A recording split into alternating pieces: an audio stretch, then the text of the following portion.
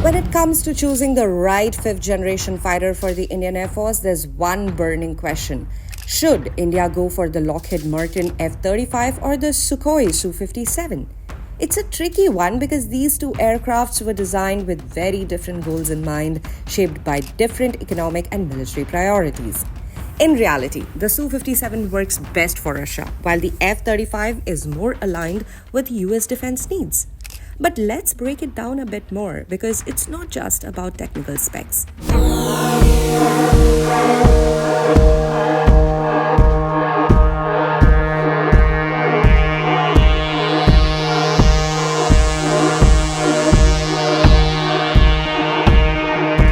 Geopolitical factors like international relationships and trade deals play a huge role in defense procurement. In fact, geopolitical pressures can be more influential than technical performance. Remember when Donald Trump had made it clear that buying the Su-57 could trigger sanctions on India? Talk about making things complicated, huh? So let's stick to the nuts and bolts of the planes themselves and dive into which of these stealth fighters could truly fit India's needs.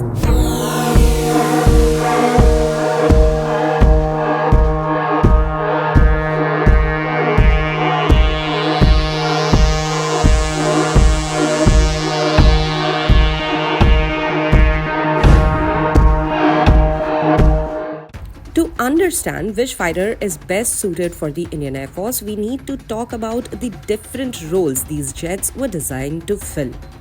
The US has a defense strategy based on offensive operations, basically striking first and doing it at long range. Russia, on the other hand, focuses more on defensive strategies, mainly because of its vast borders and the need to protect its own territory from numerous adversaries. The Su-57 is built for short-range air defense and intercepting intruders in contested airspace, especially near Russia's borders. It's designed to stop enemy fighters and airstrikes from breaching Russian defenses. On the flip side, the F-35 is all about penetrating heavily defended airspace, targeting enemy air defense systems, and striking from long distances. Think of the F-35 as the US's offensive tool, while the Su-57 serves as Russia's defense shield. So who's got the better hide in terms of stealth? Both planes are stealthy, but they handle it differently. The F-35 has an ultra-low radar cross-section of just 0.0015 square meters, making it nearly invisible to the radar. It's got all aspect stealth, meaning no matter where a radar is positioned, be it front, back or side, it's tough to spot. The Su-57, though stealthy, has a larger RCS between 0.1 and 0.5 square meters. It shines when flying head-on though. From the front, it can sneak up on an enemy, including the F-35. But if it flies into contested airspace from any other angle, it's easier to detect. So the F-35 has the edge in staying hidden in a wider range of situations. The Su-57's radar suite is pretty impressive. It's got 5 radars, including 3 X-band ASA radars and 2 L-band radars. The L-band radars are particularly effective against stealth fighters like the F-35, which are optimized to dodge X-band radars. But combining all of its radar systems, the Su-57 can track an F-35 from such farther away than one radar alone could. That said, the F-35 isn't entirely defenseless. It's designed to disrupt and neutralize enemy air defenses, so it could likely penetrate Russia's multi-layered defense systems. But if the Su-57 is in the mix, it might have better chance of intercepting an F-35 in Russia's airspace. The F-35 is made for offense. It can get deep into contested airspace undetected, locate and identify enemy targets, and pass that information to other fighters. It also has limited ground attack capabilities, though it's not as focused on that as it is on striking targets from distance.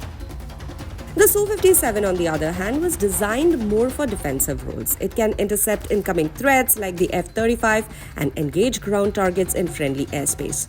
But lately, Russia has been upgrading the Su-57 with long-range stealthy missiles, giving it a bit of offensive capability as well. However, the F-35 still holds the advantage when it comes to acting as a forward sensor, gathering intel and passing it along to the rest of the fleet. If the Indian Air Force wants a fighter for self-defense, one that can intercept enemy stealth fighters, protect India's borders, and even strike deep into enemy territory, the Su-57 would be a solid choice. It's also a lot cheaper, with the Su-57 costing up to 70% less than the F-35, and its operating costs are expected to be lower as well. With this kind of affordability, the IAF could operate a larger fleet of Su-57s, getting more bang for their buck. But if India is aiming for a more offense-focused strategy, willing to work with the US and ready to deal with the geopolitical ramifications of buying American-made aircraft, sanctions, the F-35 would be a powerful addition to that fleet. The F-35 stealth and precision strike capabilities would allow India to project power into contested airspaces.